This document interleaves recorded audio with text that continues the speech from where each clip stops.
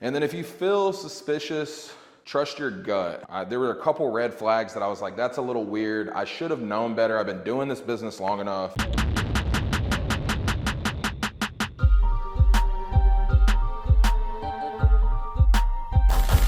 What's up, guys? Welcome back to the channel. My name is Derek, aka Flipping a House, and today we're here on the north side at one of my rentals. This is a home that I actually purchased 2.5 years ago, and if you guys have been following me, you'll remember this house.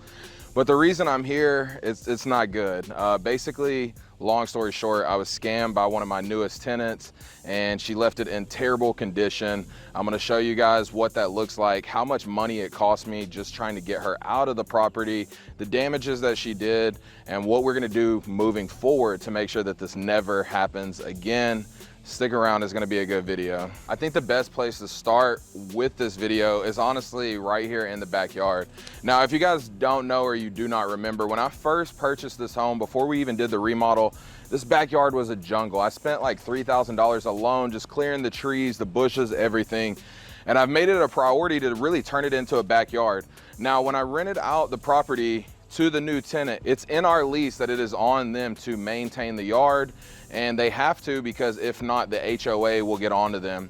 So as you guys can see, the yard is freshly cut, but I'm gonna put a picture up right here so you guys can see what it looked like literally just yesterday. Basically, the tenant moved in April, never cut the yard, right? So the grass is up to here, as you guys can see in the photo, and the grass in the front was overgrown, and I was actually starting to get notices from the HOA. We're very familiar with each other because if you guys remember, I had an issue with the garage door when I first bought the home.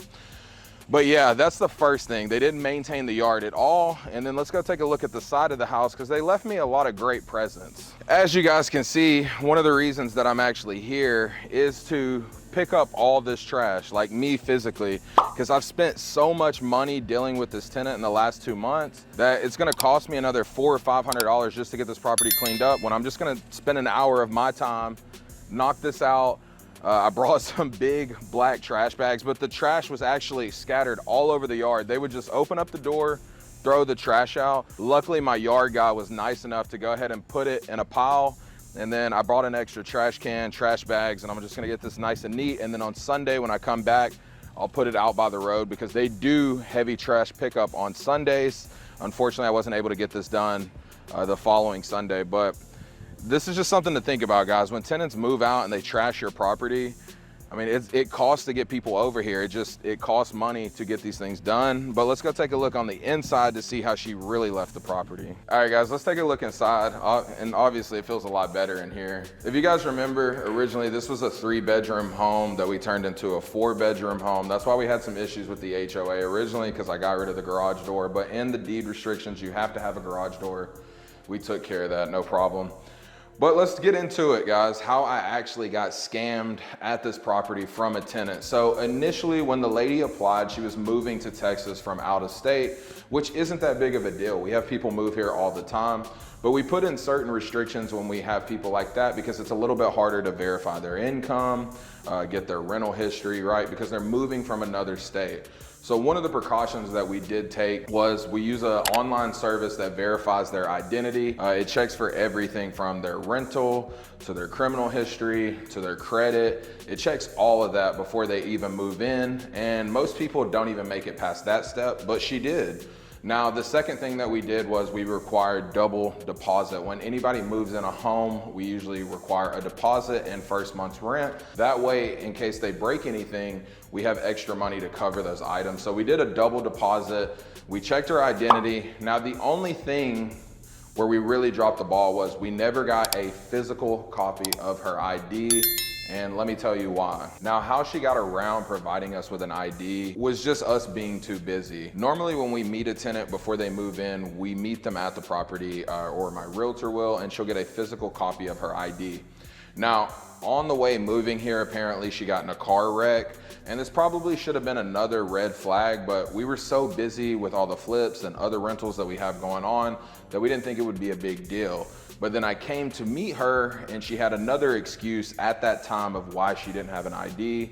And that's when we knew things were getting a little bit fishy. Now, on top of that, she paid her rent for the first month. So she moved in, she paid that. Then the next month, it was a couple days late, but I came by. She had some issues with the AC, so I had the AC guy come here and look at it. I took that as an opportunity to try to get the ID again at that time. And once again, she had another excuse, but she did pay her rent. And to be honest, guys, as a landlord, the most important thing that you can get from a tenant is their rent payment, right? Because regardless, we still have to pay that mortgage. I think that's one thing that most people forget, is that, especially in a case like mine, I'm not super rich. I'm not this like slumlord. As you guys can see, this property is still in great condition. I mean, we have granite, tile backsplash, you know, stainless steel appliances, but people still find a way to take advantage. So when I came to the property, I just had a stern talk with her. Like, hey, we're gonna have to verify your identity in the next 5 to 7 days. And if we're unable to, we will have to start the eviction process. Now, when this was going on, this was middle of May. So we had about 2 weeks until June hit where we could get that other rent payment, and it would give enough time to verify her identity to see if we were gonna keep her as a tenant or not. And as you guys can see, we didn't. Now, like I said, she paid May, June was coming up, and those 2 weeks, she pretty much went silent. We weren't able to get a hold of her. So when June came around, it was first of the month and it was time for her to pay rent, and it was crickets. I didn't hear from her. I shot her a few text messages and a couple calls, couldn't hear from her. Now, I would like to point out that in May when I came and we had the AC guy come, what had happened was basically she cranked the AC so low that it broke the system in the attic, and it wasn't an old system. And that alone, from the first month of her living here, cost me $2,700 just to get that replaced with a whole new unit. And as you guys know, we live in Houston. The temperature has hovered around 100 to 105 the last month and a half, with humidity putting it at, it feels like 111 or more. So I didn't want my tenant living in heat, right? She had kids here, and you know, I want to make sure that she's taken care of. But then June came around and she hadn't paid, and then it had been 2 weeks into June and I had not heard from her. So what did we do? We went ahead and we filed that 30-day notice, because in Texas, if you're gonna evict a tenant, you have to send a 30-day notice. And then once it hits day 31, you can then go to the courts and file an official eviction. It'll then take usually another 15 to 30 days to get a court date. And then after that, if you win the judgment, you still have to wait another 10 to 15 days before you can get a constable out to get them out. So if you guys think about it, it was gonna take me 2.5 months on top of her not paying rent already for a month that I was gonna have to wait. So that's 3 months with no rental payments. That would be June, July, and then by the time I get her out, it would have been August. And rent here is $1,800 a month. My note is around $1,600, so I'm not really making a killing on this property, but I do have a lot of equity, which makes it worth it in the long run. All right, so fast forward, like I said, we were on 2 weeks in June. Around the time that we hit the 3rd week of June, we had something happen and the AC broke again. Now, like I told you guys, I've already spent $2,700, and I kind of use this as a blessing. Not that I'm a malicious person, but I think sometimes things happen to help you out, because regardless, I'm already losing money. And she called me, right? Note, I had been calling this lady for 3 weeks, texting her, no replies, and she called me. And I didn't answer, I'm not gonna lie, because I didn't want to deal with the situation. She starts texting me, blowing me up, talking about the AC doesn't work and all this stuff. So I gave it a couple hours, calmed down myself, because I was so irritated because I've already spent so much money in dealing with this lady. And then she acted like she wasn't getting my calls or texts, and then in reality, she was just ignoring me. So come to find out, the AC quit working, and she asked me if I could get an AC guy out. And being a nice person at first, I was like, yeah, let me call him and let me see what I can do, and I'll work this situation out.